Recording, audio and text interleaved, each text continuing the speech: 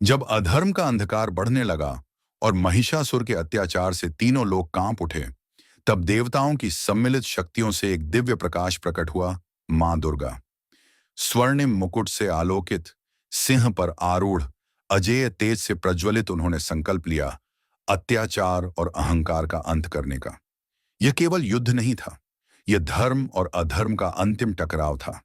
असुरों का उत्थान बहुत पहले शुरू हुआ था, जब दानुपुत्र रंभ और करंभ ने अमर शक्ति पाने हेतु कठोर तपस्या की।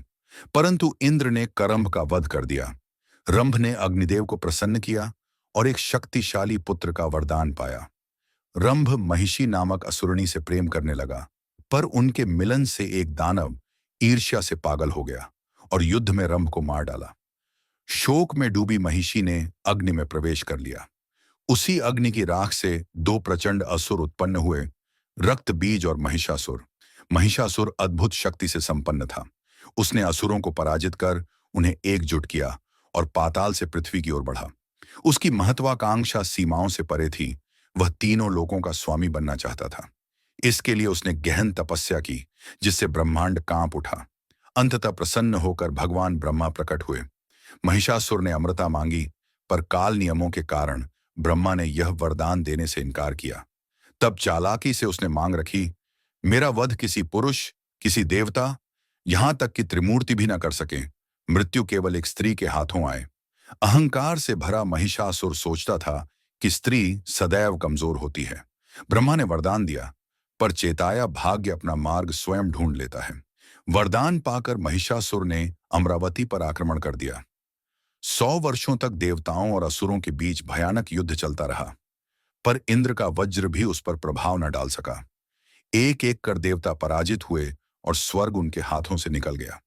अपमानित और निराश देवता त्रिमूर्ति के पास पहुंचे, परंतु ब्रह्मा का वरदान अटूट ठान पुरुष न देवता महिषासुर को मार सकते थे। इंद्र चिल्ला उठे, ऐसी कोई स्त्री है भी कहां जो इस दानव का अंत कर सके।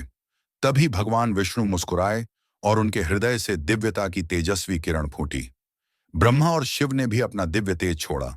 क्षण भर में पूरा आकाश दैवी शक्ति से भर उठा। इंद्र, अग्नि, वायु, यम, वरुण, सूर्य, सभी देवताओं ने अपने अपने तेज का आहुति दी। दिव्य प्रकाश एक बिंदु पर केंद्रित हुआ और वहां प्रकट हुई आदि शक्ति मां दुर्गा। उनका स्वरूप अद्वितीय था। यम का तेज उनके केशों में, सूर्य का तेज उनके चरणों में, विष्णु से मिली 10 दिव्य भुजाएं, शिव से मिला प्रचंड मुख और समस्त देवताओं का तेज उनके अंगों में समाया था। मां दुर्गा के प्रकट होते ही धरती थर्रा उठी, समुद्र उफान मारने लगे और पर्वत कांप उठे। उनका सिंह दहाड़ा तो महिषासुर के मन में पहली बार भय की आहट पैदा हुई। असुर सेना क्रोध में भरकर देवी पर टूट पड़ी, पर मां दुर्गा की प्रत्येक भुजा से प्रकट हुए दिव्य अस्त्र बिजली की तरह असुरों पर गिरने लगे। तलवार का प्रहार होते ही असुर ऐसे गिरते जैसे तूफान में पत्ते। सिंह असुर पंक्तियों को चीरता हुआ आगे बढ़ता गया। कभी अजय मानी जाने वाली असुर सेना पल भर में बिखर गई। रक्त से धरती लाल हो गई। अपनी सेना का विनाश देखकर महिषासुर भयंकर क्रोध में विकराल महिष रूप धारण कर युद्ध भूमि में उतरा। उसके सींग सृष्टि को हिला देने वाले थे, पर मां दुर्गा का सिंह उससे भिड़ गया। दोनों की भिड़ंत से आकाश कांप उठा। तब महिषासुर ने रूप बदलकर सिंह बनकर देवी पर प्रहार किया, पर मां दुर्गा ने एक ही प्रहार में उसका सिर धड़ से अलग कर दिया। वह मनुष्य रूप में आया, देवी के बाण उस पर वर्षा बनकर गिरे। वह हाथी बना, देवी की तलवार ने उसके दांत काट डाले। एक अंतिम प्रयास में वह अपने मूल महिष रूप में पहाड़ों की ओर भागा। छाया में छिपकर उसने देवी पर विशाल पत्थर फेंके। मां दुर्गा ने दिव्य अमृत पिया। उनकी शक्ति तीव्र हो उठी और उन्होंने उन पत्थरों को हवा में ही भस्म कर दिया। क्षण भर में वह महिषासुर के सामने पहुंची। सिंह ने दहाड़ लगाई और पर्वत 2 भागों में टूट गया।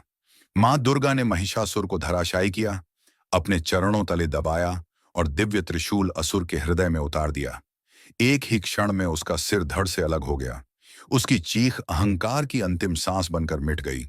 स्वर्ग लोक में देवता आकाश से उतरे। दिव्य ज्योति से दीप्त वे श्रद्धा से देवी के चरणों में नतमस्तक हुए। त्रिमूर्ति बोली, आपका स्वरूप असीम है। धर्मियों के लिए आप लक्ष्मी हैं, दुष्टों के लिए काली। मां दुर्गा के वध से तीनों लोक पूर्ण संतुलित हुए। स्वर्ग लौट आया और अधर्म का अंत हुआ। इस प्रकार मां दुर्गा का नाम सनातन काल की धारा में अमर हो गया। यदि आपको यह दिव्य कथा पसंद आई हो तो लाइक करें, शेयर करें और कमेंट में जय माता दी लिखें। अगली कथा के लिए चैनल को सब्सक्राइब करें, जरूर करें।